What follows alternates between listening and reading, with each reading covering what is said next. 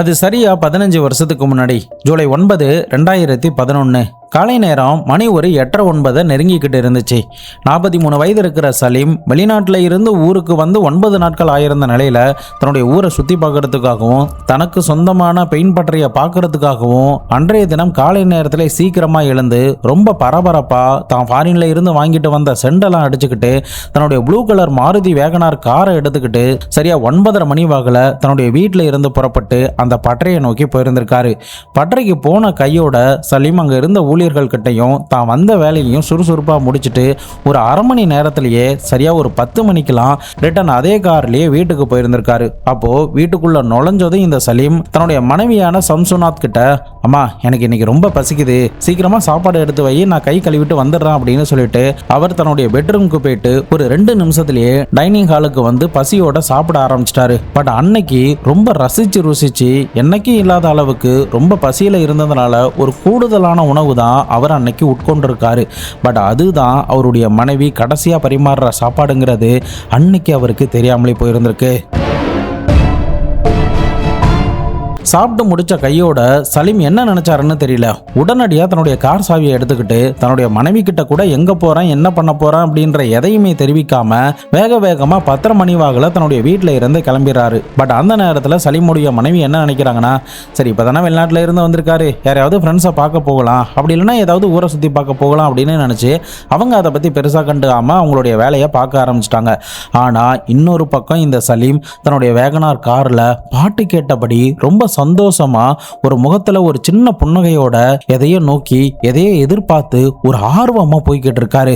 But அவருடைய ஆர்வத்துக்கு பின்னாடி ஒரு பெரிய சதி வேலை இருக்கு அப்படிங்கிறது அந்த சலீமுக்கு அன்னைக்கு தெரியல.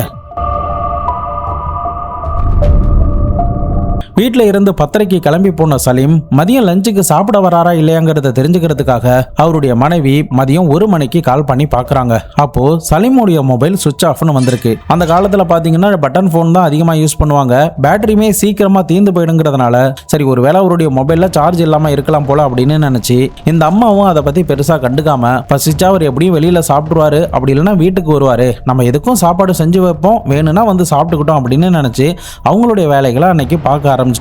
ஆனா ஈவினிங் நெருங்க இந்த சலீம் வர மாதிரியான எந்தவித தடயமும் அந்த வீட்டோடைய வாசல்ல காணப்படவே இல்லை. அதுக்கப்புறம் இருட்டானதுக்கு பிறகு சலீமுடைய மனைவி என்ன இவர் இன்னும் வரவே இல்லை, எங்க தான் போனார் அப்படின்னு சொல்லிட்டு மறுபடியும் கால் பண்ணி பார்க்கும்போது தான் அவருடைய மொபைல் தொடர்ந்து சுவிட்ச் ஆஃப்ல இருந்திருக்கு. இதனால சந்தேகமான இந்த சலீமுடைய மனைவி சம்திங் ஏதோ சரியில்லையே, எங்கேயாவது சொல்லாம போனாலும் நம்ம கிட்ட இன்ஃபார்ம் பண்ணிடுவாரு, கண்டிப்பா நைட்டுக்குள்ள வந்துருவாரு, ஏன் இன்னும் காணும் அப்படின்ற ஒரு பயமும் பதட்டமும் சலீமுடைய மனைவிக்கு ஏற்பட ஆரம்பிச்சது. இதனால பக்கத்துல இருந்த தன்னுடைய தம்பி கிட்டையும் தம்பியுடைய மனைவி கிட்டையும் இதை பத்தி சொல்றாங்க. அவங்களும் என்ன பண்றாங்க, சலீமுக்கு தெரிஞ்ச நண்பர்கள், அவங்களுடைய உறவினர்கள், பக்கத்து ஊர்ல இருக்கிற ரிலேட்டிவ்ஸ், தெரிஞ்சவங்க அப்படின்னு சொல்லிட்டு எல்லாருமே கான்டெக்ட் பண்ணி பார்க்குறாங்க. ஆனா யாருமே சலீமை பார்க்கலன்னு சொல்றாங்க. சரி இரவு நேரத்துக்குள்ள வந்துருவாரு அப்படின்னு நினைச்சு அந்த மொத்த ஃபேமிலியும் சலீமை எதிர்பார்த்து அந்த வீட்டு வாசல்ல காத்துக்கிட்டு இருக்கு. ஆனா சலீம் அதிகாலை நேரம் வரைக்கும் கூட வரவே இல்லை. அவருடைய மொபைல் போன் தொடர்ந்து சுவிட்ச் ஆஃப்ல தான் இருந்திருக்கு.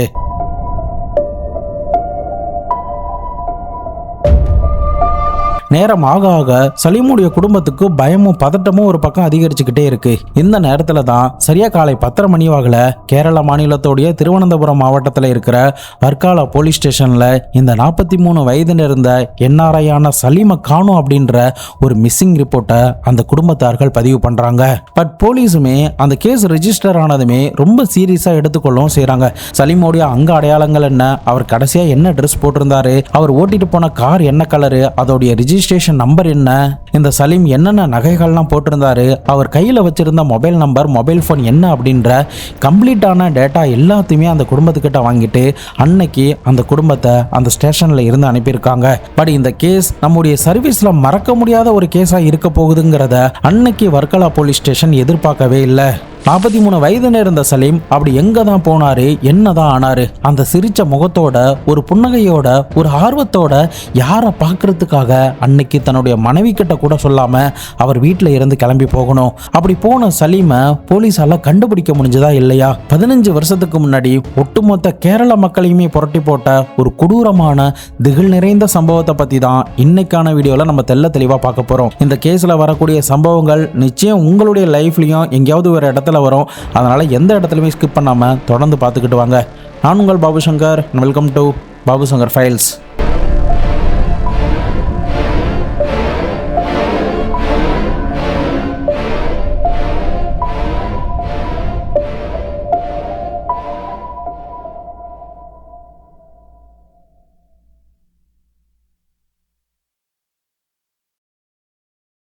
சலீமுக்கு என்ன நடந்துச்சுங்கிறத தெரிஞ்சுக்கிறதுக்கு முன்னாடி நம்ம வீடியோவை இன்னும் நீங்கள் லைக் பண்ணாமல் பார்த்துக்கிட்டு இருந்தீங்கன்னா மறக்காமல் லைக் பண்ணி பாருங்கள். அப்போ தான் நம்முடைய கிரைம் சேனல் பார்க்குற ஒரிஜினல் ஆடியன்ஸுக்கு நம்ம சேனல் போயிட்டு ரெக்கமெண்டில் போய் சேரும். ஸோ அது எனக்கு பெரிய மோட்டிவேட்டாக இருக்கும்.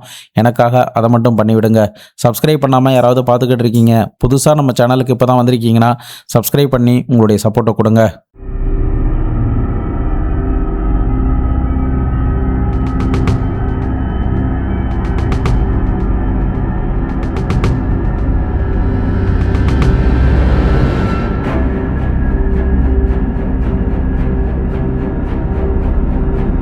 சலீமுடைய பூர்வீகம் கேரள மாநிலத்தில் திருவனந்தபுரத்தில் வர்க்கால பகுதிக்கு பக்கத்தில் உள்ள புத்தான் பாலம் அப்படின்ற ஒரு சின்ன கிராமத்தில் தான் இவர் பிறந்திருக்காரு. அதுவும் ஒரு நடுத்தர குடும்பத்தில் தான் இவர் பிறந்திருக்காரு. அதுக்கப்புறம் சம்சுநாத் பாயை திருமணம் பண்ணதுக்கு பிறகு இவருக்கு 2 குழந்தைகள் பிறக்கிறாங்க.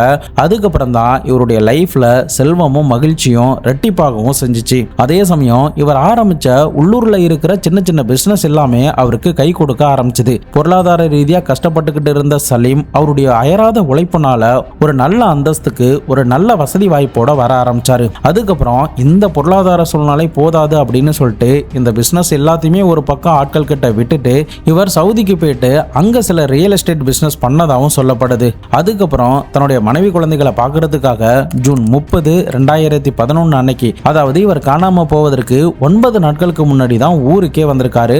அதன் பிறகுதான் இவர் மர்மமான முறையில் காணாம போயிருந்திருக்காரு.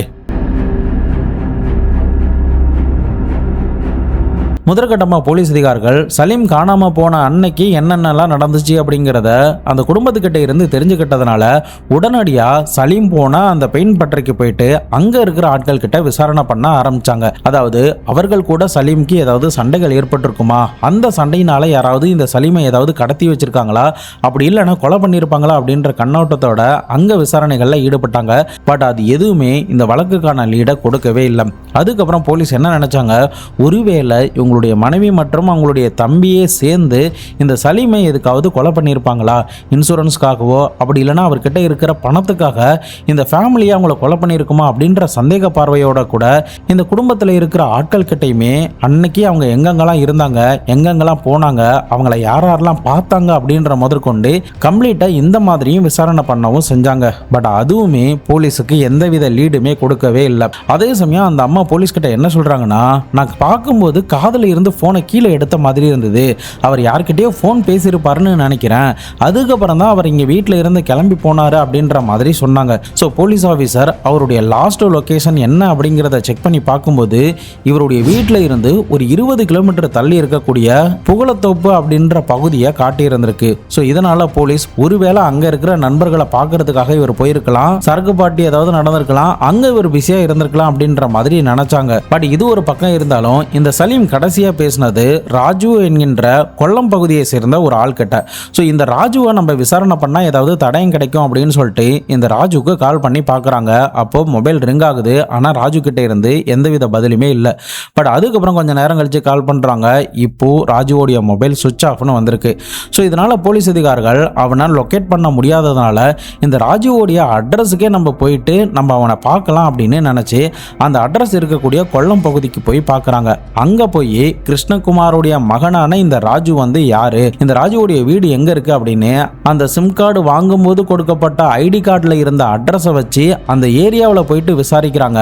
ஆனால் அங்கே இருந்தவங்க கிட்ட விசாரணை பண்ணதில் என்ன தெரிய வந்துச்சுன்னா, அப்படி ஒரு பெயரில் அப்படி ஒரு ஸ்ட்ரீட்டில் யாருமே இங்கே இல்லை அப்படின்னும், எங்களுக்கு கிருஷ்ணகுமாரோடைய மகனான ராஜுங்கிற பெயரில் யாரையுமே தெரியாது அப்படின்னு அந்த கிராமத்து மக்கள் சொல்லியிருந்திருக்காங்க. என்னடா இந்த மாதிரிலாம் சொல்கிறாங்க, அப்படி உண்மையிலே ராஜுங்கிற கேரக்டர் இந்த இடத்துல இல்லைன்னா ஒருவேளை இந்த அட்ரஸ் எங்கே இருக்கும் அப்படின்னு சொல்லி யோசிக்கும் போது தான் ஏன் இந்த ஐடி கார்டு எல்லாத்தையுமே ஃபேக்காக ரெடி பண்ணி இந்த சிம் கார்டை அவங்க வாங்கியிருக்க கூடாது, அந்த சிம்மை வச்சு மட்டும் சலீம் கிட்ட பேசுறதுக்காக அவங்க பயன்படுத்தியிருப்பாங்களோ அப்படின்ற ஒரு சின்ன சந்தேகம் போலீஸுக்கு அப்போதான் எழ ஆரம்பிச்சுது. ஸோ அவங்க சந்தேகத்துக்கு இன்னும் தேனி போடுற விதமாக தான் அந்த நம்பரில் இருந்து இருந்து வேற எங்கெங்கெல்லாம் கால் போயிருக்கு அப்படின்னு சொல்லி செக் பண்ணி பார்க்கும்போது வேற யாருக்குமே, அதாவது இந்த சலீமுடைய நம்பரை தவிர அந்த ராஜுங்கிற நம்பர்ல இருந்து வேற யாருக்குமே கால் போகவே இல்லை. ஸோ போலீஸ் ஆஃபீஸர் இது ஃபேக் ஐடியில் வாங்கப்பட்ட சிம் கார்டு அப்படின்னும் இதில் இருக்கிற ஆள் யாருங்கிறத நம்ம கண்டுபிடிச்சிட்டா அவன் தான் இந்த சலீம் காணாமல் போனதற்கான இந்த மர்மத்துக்கு பின்னாடி இருக்கிற விடைகளை கொடுப்பான் அப்படின்னு நினைச்சாங்க.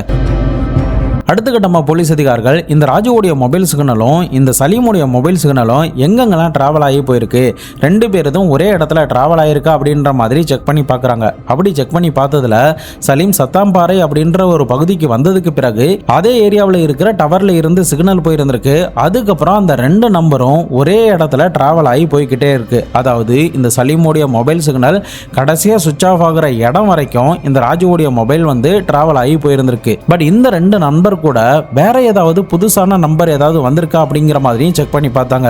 அதாவது ஒருவேளை கூட்டாளிகள் கூட இவர் போயிருக்க வாய்ப்பு இருக்கு அப்படின்ற அடிப்படையில் வேற ஏதாவது வெளியூர்ல இருந்து நண்பர்கள் இந்த இடத்துக்கு வந்திருக்கலாம். அவங்களுடைய மொபைலுக்கு சிக்னல் அந்த ஏரியாவில் இருக்கிற டவர் வழியா போயிருந்திருக்கலாம்.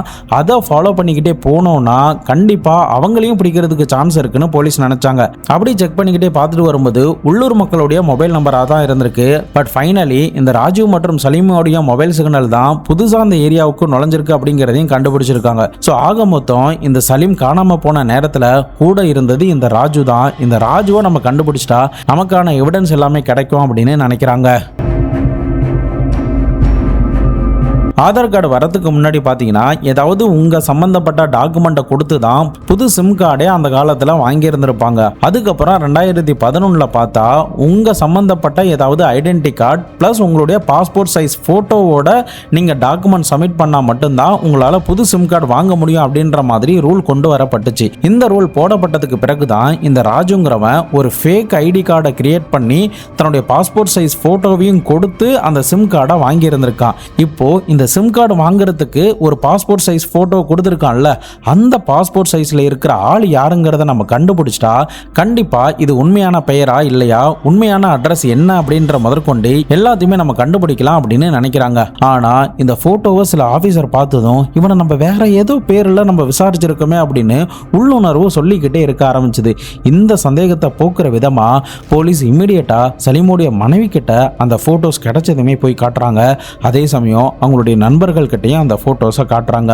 இது ஒரு பக்கம் இருக்க, இன்னொரு பக்கம் பார்த்தா சலீம் கூட யாரெல்லாம் தொடர்ந்து கான்டாக்ட்ல இருந்தா, அவர் ஊருக்கு வந்ததுக்கு பிறகு யாரெல்லாம் அவர் இது வரைக்கும் போய் மீட் பண்ணியிருக்கா, அவருடைய நெருங்கிய வட்டாரங்கள் என்ன அப்படின்ற முதற்கொண்டு அந்த லிஸ்ட் எல்லாத்தையுமே எடுத்து அவங்க கிட்டையுமே போலீஸ் ஆஃபீஸர் வந்து விசாரணை பண்ணி இருந்திருக்காங்க. ஸோ இது எல்லாமே ஒரே இடத்துல வந்து நிற்கும் போது தான் அந்த குடும்பத்தில் இருந்த ஒரு சில பேர், சார் இவன் பேர் ராஜு கிடையாது, இவனுடைய பேர் ஷெரீஃப், இவரும் சலீமும் ரொம்ப நெருங்கிய நண்பர்கள், இந்த ரெண்டு பேரும் சவுதியில தான் ஒன்னா வேலை பார்த்தாங்க அப்படின்னு சொன்னதும் போலீஸுக்கு பகீர்னா ஆயிருந்திருக்கு. போலீஸுக்கு அப்போதான் நம்ம ஏற்கனவே விசாரிச்ச ஒருத்தன் தான் நம்ம கண்ணுல இவ்வளோ நேரம் மிளகா பொடியை போட்டிருக்கான் அப்படிங்கிறது அவங்களுக்கு புரிய ஆரம்பிச்சது. பட் இது ஒரு பக்கம் இருக்கட்டும், இன்னொரு பக்கம் பார்த்தா இந்த மனைவிக்கு சந்தேகம் வந்ததும் கோர்ட்ல ஒரு 10-15 நாட்கள் கழிச்சு ஹேபியஸ் கார்பஸ் மனுவை போட ஆரம்பிச்சிட்டாங்க. அதாவது நீதிமன்றத்தில் ஆட்கொணர்வு மனு ஒன்று போட்டாங்க. அதுல அவங்க என்ன சொல்லியிருக்காங்கன்னா, என்னுடைய கணவரான சலீமை இந்த ஷெரீஃபும் அவருடைய நண்பரான சனோபரும் சேர்ந்து தான் எங்கேயோ அழைச்சிட்டு போயிருக்காங்க, அவங்கள பார்க்கறதுக்காக தான் கண்டிப்பா அவர் போயிருப்பாரு.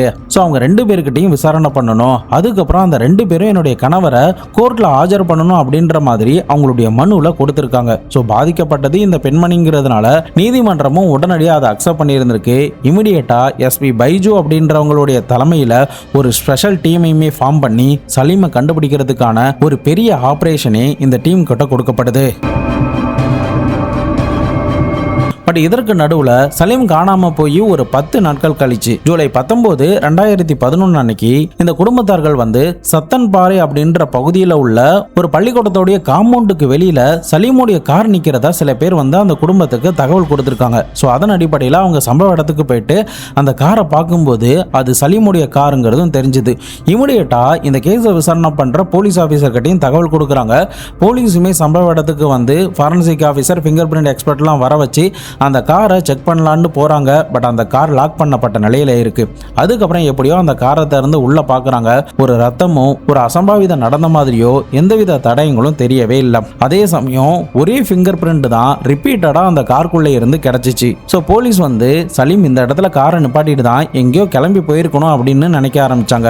அதே சமயம் அவருடைய கடைசி ஃபோன் கால் லொகேஷன் பிளஸ் அவருடைய மொபைல் சிக்னல் எங்கெங்கெல்லாம் டிராவல் ஆனுச்சோ அந்த மேப்பை செக் பண்ணி பார்க்கும்போது அந்த ஸ்கூல் கிட்ட கார் நிப்பாட்டப்பட்ட இடத்துல இருந்து கொஞ்ச தூரத்திலே ரைட் சைடில் ஒரு ரோடு ஒன்று போகுது. அந்த ரோட்டு வழியாக போனாதான் அவருடைய மொபைல் வந்து சுவிட்ச் ஆஃப் செய்யப்பட்ட லொகேஷனுக்கு ரீச் ஆக முடியும். ஸோ போலீஸ் சலீம் வந்து இந்த இடத்துல காரை நிப்பாட்டிட்டு இந்த வழியா அந்த நண்பனை பார்க்கறதுக்கோ வேற எதுக்கோ ஒன்றுக்கு போயிருக்காரு அப்படிங்கிறத கண்டுபிடிக்கிறாங்க. அதுக்கப்புறம் சலீமுடைய கார் நிறுத்தப்பட்டிருக்கிற ஏரியாவில் போயிட்டு விசாரணையில் ஈடுபட ஆரம்பிச்சாங்க. இந்த கார் வந்து எந்த நேரத்தில் நிறுத்தப்பட்டுச்சு, நிறுத்தின ஆளை நீங்க பார்த்தீங்களா இல்லையா அப்படின்ற மாதிரி கேட்குறாங்க. இன்னொரு பக்கம் ஸ்கூல்ல இருந்தவங்க கிட்டையும் விசாரணை பண்ணும்போது இந்த கார் வந்து ஸ்கூலுக்கு வெளியில நிக்கிறதுனால சரி யாரோ இந்த ஸ்கூலுக்கு வந்திருக்காங்க அப்படின்னு தான் ஆரம்பத்தில் எல்லாரும் நினைச்சோம். ஆனா அடுத்த நாளும் அந்த காரை அதே இடத்துல பார்க்கும்போது எங்களுக்கு சந்தேகம் வந்துச்சு. சரி ஏதோ பிரேக் டவுன் ஆயிருக்கு போல அப்படின்னு நாங்க நினைச்சோம். அதனால அதை பத்தி பெருசா கண்டுக்கவே இல்லை அப்படின்னு அந்த ஸ்கூல் சைட்ல இருந்து சொன்னாங்க. இன்னொரு பக்கம் ஒருத்தர் என்ன சொல்றாருன்னா, சார் சம்பவம் நடக்கிற நேரத்துல நான் இந்த காரை பார்த்தேன். அதுல இருந்து ஒரு ஆள் வந்து டிப்டாப்பா இறங்கி போனாரு. பார்க்கறதுக்கு ரொம்ப டீசெண்டாவும் இருந்தாரு, கண்ணாடி போட்டிருந்தாரு. அதே சமயம் அவர் ஒயிட் கலர் அம்பாசிடர் கார்ல ஏறி போனாரு. அதுக்கப்புறம் அந்த கார் ரைட் சைட்ல இருக்கிற ரோட்டை நோக்கி தான் போனுச்சு. அதன் பிறகு நான் எதுவும் பார்க்கல அப்படின்னு அந்த ஆள் சொல்லி இருந்திருக்காரு. ஸோ இப்போ போலீஸுக்கு கிடைச்ச இந்த டேட்டாஸ் பிளஸ் அந்த ஐ விட்னஸ் சொன்ன சாட்சியங்கள்லாம் வச்சு பார்க்கும்போது எல்லாமே இந்த சலீமோடைய மொபைல் சிக்னல் சுவிட்ச் ஆஃப் ஆன அதே இடத்தை தான் காட்டியிருந்திருக்கு.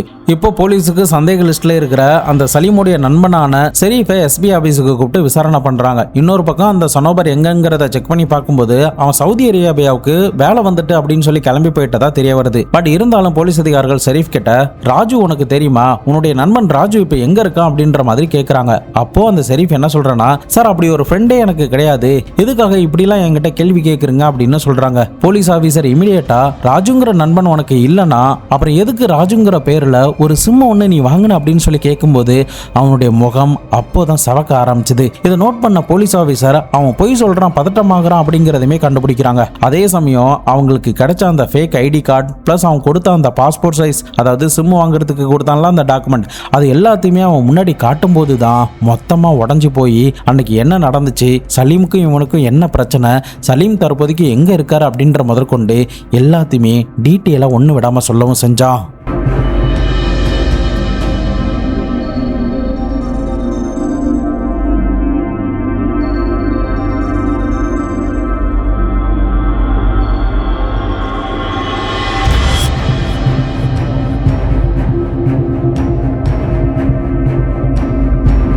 சலீம் உள்ளூர்ல இருக்கிற நேரத்திலேயே கொஞ்சமா பணத்தை தன்னுடைய நண்பர்களுக்கு வட்டிக்கு கொடுக்க ஆரம்பிச்சான். அது நாளை பின்ன வளர வளர அவருக்கு பெரிய லாபத்தை கொடுக்க ஆரம்பிச்சது. சின்னதா ஒரு சீட்டு கம்பெனி மாதிரி ஆரம்பிச்சு அதை ரிஜிஸ்டர் பண்ணாம இவராவே மெனக்கிட்ட அந்த பணத்தை எல்லாத்தையுமே டிஸ்ட்ரிபியூட் பண்ணிக்கிட்டே வந்தாரு. இந்த நேரத்துல தான் சவுதியில ஒரு பெரிய ஆப்பர்ச்சுனிட்டி கிடைக்குது. அங்க போனதுக்கு பிறகும் கூட ரியல் எஸ்டேட் பிசினஸ் பண்ணவும் செஞ்சாரு. அது கூட அங்கிருந்த மலையாளிகளுக்கு பணம் கொடுத்து அதன் மூலியமா வட்டி வாங்குற தொழிலையும் இவர் பார்த்துக்கிட்டு வந்தாரு. குறிப்பா சொல்லணும்னா இவர் கொஞ்சமா பணம் கொடுத்தா ஒரே நாள் 2 நாள்ல கொடுத்துருவாங்க. நம்ம லம்பா பணம் கொடுத்தா அதாவது லட்சங்கள்லையும் கோடியிலையும் பணம் கொடுத்தா கண்டிப்பா அதை கொடுக்கறதுக்கு நீண்ட நாட்கள் ஆகும், இன்ட்ரெஸ்டும் நமக்கு நிறைய கிடைக்கும் அப்படின்னு நினைச்சிருக்காரு. ஸோ அதன் அடிப்படையில் அவருக்கு தெரிஞ்ச ஆட்கள் கிட்ட இந்த மாதிரி கடன்கள் கொடுக்க ஆரம்பிச்சாரு. அதுல 2 பேர் தான் இந்த ஷெரீஃப் மற்றும் சனோபர்.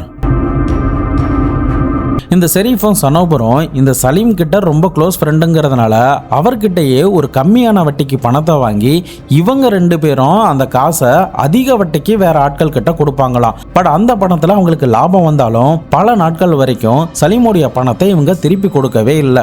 இது ஒரு பக்கம் இருக்கட்டும். இன்னொரு பக்கம் சலீம் என்ன நினைச்சாருன்னா இவங்க மூலியமா நமக்கு நிறைய கஸ்டமர் வராங்க, அதனால நம்ம கொஞ்சம் காலத்துக்கு அட்ஜஸ்ட் பண்ணிக்கலாம் அப்படின்னு நினைச்சு அவங்களும் தன்னுடைய நண்பர்கள் கிட்ட கொஞ்ச நாட்கள் கேட்காம தான் இருந்தாரு. பட் நாட்கள் நகர நகர இந்த சலீம் எப்பயாவது தன்னுடைய நண்பர்கள் கிட்ட கேட்கவும் செஞ்சாரு. பட் எல்லாருமே ஒரே ரூமுங்கிறதுனாலையும் நல்ல க்ளோஸ் ஃப்ரெண்ட்ஸுங்கிறதுனாலையும் அந்த நேரத்தில் எந்தவித பிரச்சனையும் இல்லாம எந்தவித மிஸ் அண்டர்ஸ்டாண்டிங்கும் இல்லாம தான் இருந்தாங்க. பட் அது எல்லாமே இந்த ஆரிஃப்ங்கிற ஒருத்தனுடைய பழக்கம் இந்த சலீமுக்கு கிடைக்கிற வரைக்கும் தான்.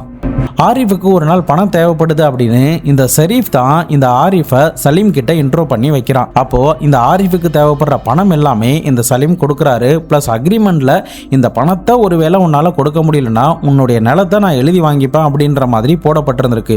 ஸோ அது எல்லாத்துக்குமே உடன்பட்டு தான் இந்த ஆரிஃப் பணத்தை சலீம் கிட்ட இருந்து வாங்குறாரு. பட் கொஞ்சம் வருஷம் கழிச்சு இந்த ஆரிஃபால அந்த பணத்தை ரிட்டர்ன் பண்ண முடியல. ஸோ இதனால ஆரிஃப் வந்து என்ன சொல்லிடுறாருன்னா, கொடுங்கைநல்லூர் அப்படின்ற ஊர்ல இருக்கிற என்னுடைய நிலத்தை நீங்க வித்துக்கோங்க, நீங்களே எடுத்துக்கோங்க அப்படின்னு இந்த சலீம் கிட்ட சொல்லிடுறான். பட் சலீமுக்கு அந்த நிலத்தை வாங்குறதுல உடன்பாடு இல்லை. ஏன்னா ஆரிஃப் அந்த நேரத்தில் என்ன சொல்லியிருக்காருன்னா, நான் உனக்கு கொடுக்க வேண்டிய கடன் தொகையை விட இந்த இடத்தோடைய மதிப்பு அதிகம், அதனால நான் கொடுக்க வேண்டிய பணத்தை கழிச்சுக்கிட்டு மீதம் அந்த நிலத்துக்கு இருக்கிற மதிப்புக்கு உண்டான காசை எனக்கு கொடு அப்படின்னு இந்த சலீம் கிட்டே இந்த ஆரிஃப் கேட்டுட்டான். ஸோ இதனால சலீம் வந்து என்ன நினைக்கிறாரு, அந்த நிலம் வந்து நமக்கு வேணாம், நமக்கு தேவை காசு மட்டும்தான், அதனால நம்ம சனோபர் கிட்ட ஏதாவது ஐடியா கேட்கலாம் அப்படின்னு நினைக்கிறாரு.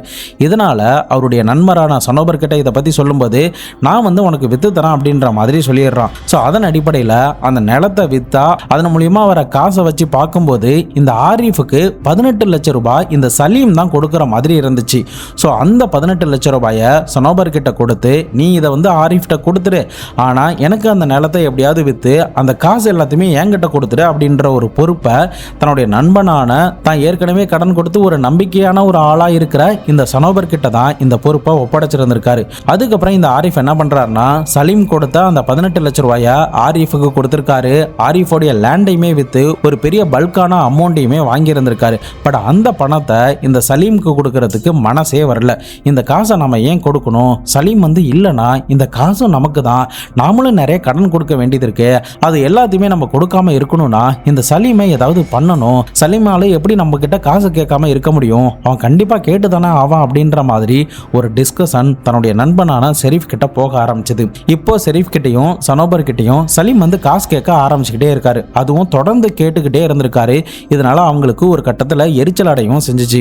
இப்போ இந்த 2 பேரும் சேர்ந்து என்ன நினைக்கிறாங்கன்னா, நாம வந்து இந்த நிலம் வித்த காசையும் கொடுக்க வேண்டாம், நாம கடனா 2 பேரும் சேர்ந்து வாங்கினா அந்த 2 கோடி ரூபாய் பணத்தையும் கொடுக்க வேண்டாம், அதுக்கு பதிலா இந்த சலீமை நம்ம ஊருக்கு வர வச்சு போட்டு தள்ளிடலாம் அப்படின்னு சவுதியில இருந்துகிட்டே இந்த 2 பேரும் பிளான் பண்றாங்க. அது மட்டும் இல்லாம சவுதியில இருந்து இவரை கொலை பண்ணிட்டோம்னா இங்க நடு ரோட்ல வச்சு நம்ம தலையை வெட்டுவாங்க, இங்க சட்ட சிக்கல் பயங்கர ஸ்ட்ரிக்டா இருக்கு, சோ நம்ம இந்தியாவுக்கு போயிட்டு இந்த கொலையை பண்ணிட்டோம்னா நாளைக்கு நமக்கு ஜாமீன் கிடைக்க சான்ஸ் இருக்கு, எவிடன்ஸை கரெக்டா அழிச்சிட்டா நம்ம இந்த கேஸ்ல இருந்து தப்பிக்கிறதுக்கு கூட சான்ஸ் இருக்கு அப்படின்னு நினைச்சு 6 மாசத்துக்கு முன்னாடியே இவங்க இந்தியாவுக்கு இந்த பிளானோட வந்திருக்காங்க.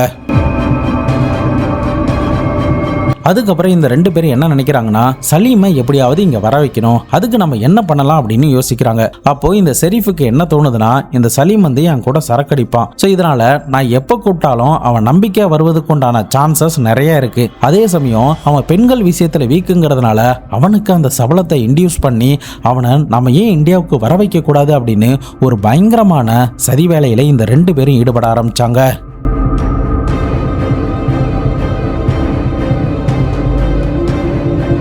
இந்த சதி வேலையை எக்ஸிக்யூட் பண்ணுங்கிறதுக்காக ஷெரீப் தான் கிரவுண்ட் லெவலில் இறங்கி வேலை பார்க்கவும் செஞ்சான். குறிப்பாக சொல்லணும்னா அவனுக்கு கல்யாணம் ஆகி 2 குழந்தைகள் இருந்தாங்க, ப்ளஸ் அவங்க அம்மா கூட தான் ஒன்றா சேர்ந்து ஒரு வாடகை வீட்டில் வாழ்ந்துக்கிட்டு இருந்தான். பட் அதுக்கப்புறம் சலீமோடைய மொபைல் சிக்னல் கடைசியாக ஒரு ஏரியாவில் காட்டுனுச்சுன்னு சொன்னால, அந்த ஏரியாவில் இவன் ஒரு வாடகை வீட்டை எடுத்திருக்கான். அதுவும் இந்த சலீம் சவுதிக்கு வரதுக்கு 1 மாதத்துக்கு முன்னாடி, இந்த கிரைம் நடப்பதற்கு 2 மாதத்துக்கு முன்னாடியே மே மாதம் 2011 ஒரு வீட்டை வாடகைக்கு எடுத்துட்டான். அது மட்டும் இல்லாமல் வந்த கையோட செப்டி டேங்க்கு ஒரு குழியையும் அவனுடைய வீட்டுக்கு பின்னாடி தோண்டிட்டான். இதனால அக்கம் பக்கத்தில் இருந்தவங்களுக்கும் அந்த ஃபேமிலியில இருக்கிற யாருக்குமே எந்தவித சந்தேகமும் வரவே இல்லை. அதே சமயம் இவன் புதுசா அந்த ஊருக்கு வந்திருக்கிறதுனால இவங்களை பத்தின எந்தவித டீட்டெயிலும் ஒரு பரிச்சயமும் இல்லாத ஒரு சூழ்நிலையில தான் அந்த பகுதியில் இவங்க வாழ ஆரம்பிச்சாங்க. இவங்க மேல யார் மேலையும் யாருக்கும் எந்தவித சந்தேகமும் வரவே இல்லை. இப்படியே நாட்கள் நகர்ந்துகிட்டே இருக்கு. இதற்கு நடுவில் இந்த ஷெரீப் என்ன பண்ணியிருக்கான், ஒரு கிளினிக் போயிட்டு அங்க உள்ள மருத்துவர்கிட்ட, சார் எனக்கு தூக்கமே வரமாட்டது, ஒரு தூக்க மாத்திரை மட்டும் கொடுங்க அப்படின்னு எழுதி வாங்கிக்கிட்டு அந்த சீட்டை ஒரு மெடிக்கல்ல காட்டி மாத்திரை வாங்குறான். பட் வாங்கினதுக்கு அப்புறம் கூட அதோட நிறுத்திக்காம அடுத்தடுத்த மெடிக்கல்ஸ் எல்லாம் போயிட்டு வேற வேற பிராண்ட்ல மாத்திரை வாங்கிக்கிட்டே இருந்திருக்கான். ஃபைனலி அவனுக்கு ஒரு 50 தூக்க மாத்திரை கிடைச்சதும் வீட்டில் யாரும் இல்லாத நேரத்திலையும் அவங்க பார்க்காத நேரத்திலையும் அந்த மாத்திரை எல்லாத்தையுமே துகளா நுணுக்கி பொடியாக்குனதுக்கு அப்புறம் அதை தண்ணீர்ல போட்டு அதை ஃப்ரீஸ் பண்ணி இருந்திருக்கான். அதுக்கப்புறம் அதை ஐஸ் கியூபா மாறினதுக்கு அப்புறம் இதுல வந்து ஒரு மருந்து கலந்திருக்கேன், நீங்க யாரும் இதை குடிச்சிடாதீங்க அப்படின்னு வீட்டில் இருக்கிறவங்க கிட்ட இன்ஸ்ட்ரக்ஷன் கொடுத்ததுனால யாருமே இந்த ஐஸ் கியூபை எடுக்கவே இல்லை. எதுக்காக இந்த ஐஸ் கியூபை ரெடி பண்ணியிருந்திருக்கானா, நான் ஏற்கனவே சொன்ன மாதிரி சலீம் வந்து இந்த ஷெரீஃப் கூட ஒன்னா உட்காந்து சரக்கு அடிப்பான். ஸோ அந்த நேரத்தில் இந்த ஐஸ் கியூபை அந்த சரக்குல போட்டுடலாம் அப்படிங்கிறது தான் இவனுடைய பிளான். இப்படி எல்லாத்தையுமே ஒரு பக்கம் பக்காவா ரெடி பண்ணி முடிச்சதுக்கு அப்புறம் கவிதா அப்படின்ற ஒரு கேரக்டரை இவன் உருவாக்குனானா, அப்படி இல்லைன்னா உண்மையாவே ஒரு பொண்ணை வச்சு பேசினானா அப்படிங்கிறது சரியா தெரியல.